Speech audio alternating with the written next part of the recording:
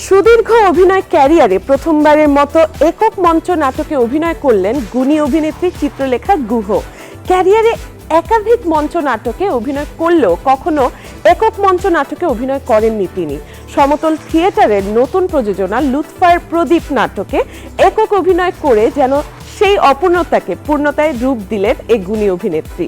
তানভীর মোকাম্মেলের রচনায় নাটকটির নির্দেশনা দিয়েছেন সগীর মোস্তফা।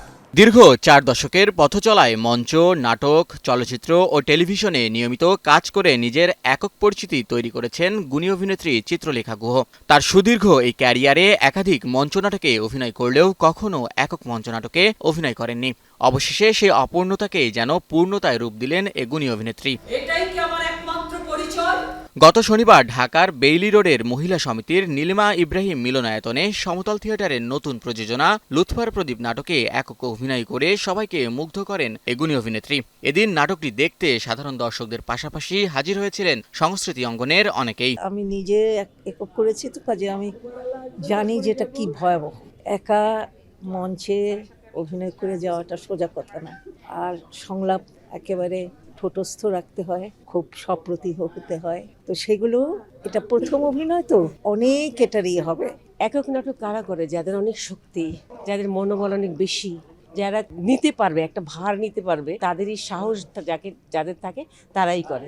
তো সেই সাহসটা চিত্রা করেছে। আমি সেটাই শুধু বারবার দেখছিলাম যে ও কি ফেল করছে কিনা। আমি চাচ্ছিলাম ফেল করুক, করে না। কি অদ্ভুত ব্যাপার, এত সাহস! ওটা দেখে আমি অনুপ্রাণিত।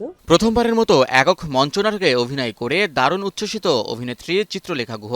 নাটকটিতে অভিনয় করে নিজের ভালো লাগার কথা জানিয়েছেন এই গুণী অভিনেত্রী। আমার তো প্রায় 40 বছরের অভিনয় জীবন। একক অভিনয় কিন্তু চারটিখানি কথা নয় আমার কাছে। বিশেষ করে আমি যুক্তি এবং সাহস খুঁজে পাইনি দেখে এতদিন সেটা করিনি। আমার এখন মনে হয়েছে, এবং সেটার সাথে আরেকটা বিশেষ জিনিস যুক্ত করতে চাই, সেটা হচ্ছে ভালো একটি গল্প, ভালো একটি স্ক্রিপ্ট দরকার হয়। সেই জন্য যখন একটা ভালো স্ক্রিপ্ট পেলাম, ভালো একটা টিম পেলাম, এবং যারা এটা প্রযোজনা করেছেন সমতল, তারা যখন এগিয়ে আসলো, সব কিছু মিলিয়ে আমি সাহস করলাম আর কি। তানভীর মোকাম্মেলের রচনায় নাটকটি নির্দেশনা দিয়েছেন সগীর মোস্তফা। তাদের মতে নাটকের প্রথম দিনে যে দর্শক আগ্রহ, তার সামনের দিকে মঞ্চ নাটককে করবে আরো সমৃদ্ধ।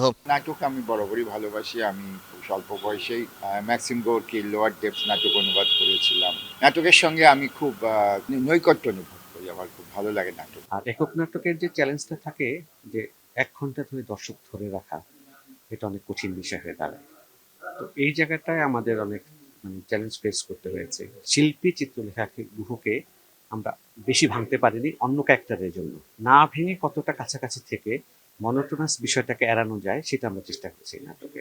উত্তম গুহর শিল্প নির্দেশনা ও আলোক পরিকল্পনায় আবহ সঙ্গীত ও শব্দ পরিকল্পনা করেছেন সৈয়দ শাবাব আলী আরজু। আর নাটকটির পোশাক পরিকল্পনায় ছিলেন ওয়াহিদা মল্লিক জলি। এদিন লুৎফার প্রদীপ নাটকটিতে চিত্রলেখা গুহর একক অভিনয় দেখে মুগ্ধ হন উপস্থিত মঞ্চপ্রেমীরা।